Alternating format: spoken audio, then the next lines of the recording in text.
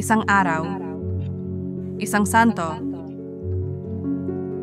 may maligayang pagdating sa channel na nagbibigay pugay sa mga lalaki at babae na nagmarka sa kasaysayan ng simbahan sa buong panahon.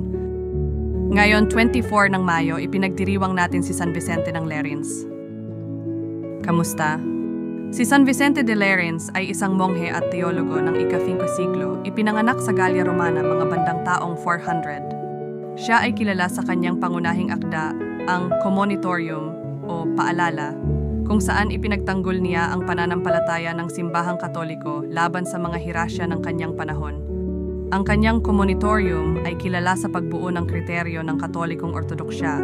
Madalas na iniuulit ang pariralang quod ubique, quod semper, quod ab omnibus, ang napaniniwala sa lahat ng dako, palagi ng lahat.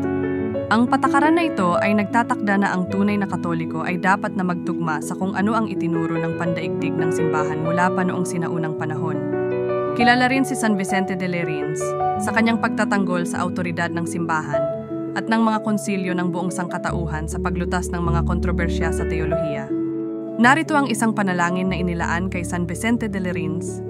O Diyos, aming Ama sa Langit, nagpapasalamat kami sa buhay at patotoo ni San Vicente de Lerins, matapang na tagapagtanggol ng pananampalatayang Katoliko.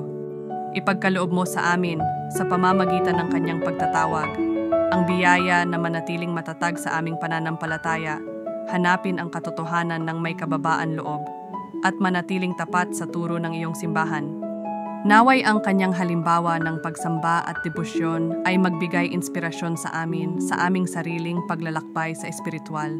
San Vicente de Lerins, ipanalangin mo kami. Amen. May iba pang mga santo na ipinagdiriwang ngayong araw. Santa Jessica. Ipakikilala namin sila sa aming mga susunod na video. Maligayang pagdiriwang sa lahat ng ipinanganak ngayong araw